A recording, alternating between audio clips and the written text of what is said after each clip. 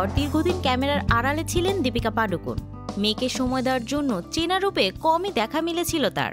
তবে ভক্তদের অপেক্ষার অবসান ঘটিয়ে অবশেষে যেন নতুন করে আলোড়ন সৃষ্টি করলেন দীপিকা। 6 ডিসেম্বর মা হওয়ার পর প্রথমবারের মতো বেঙ্গালুরুতে দিলজিৎ দোসাঞ্জের কনসার্টে হাজির হন তিনি। তার গার্ল গ্যাংয়ের সঙ্গে পার্টি করার জন্যই এই নাইট আউট। আর তারপর থেকেই সেই মুহূর্তের ভিডিও ভাইরাল হয়ে ছড়িয়ে পড়েছে নেট দুনিয়ায়। একটি ভিডিওতে দেখা যায় মঞ্চে দিলজিৎ গাইছেন সিয়া হাস হাস, আর তখন তার সঙ্গে যোগ দেয় দীপিকা।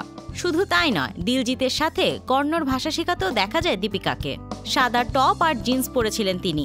আর দীপিকার এই নজরকাড়া উপস্থিতি আলোচনার জন্ম দিয়েছে সোশ্যাল মিডিয়ায়। প্রথমবারের মতো মা হওয়ার পরেও এত বড় কনসার্টে দীপিকার এই কনফিডেন্ট অ্যাপিয়ারেন্স মন কেড়েছে ভক্তদের।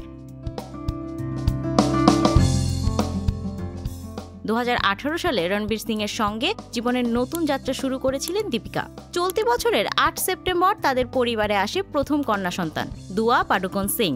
স্বামী রণবীর এবং ছোট্ট মেয়ের সাথে দীপিকা এখন সুখে দিন কাটাচ্ছেন।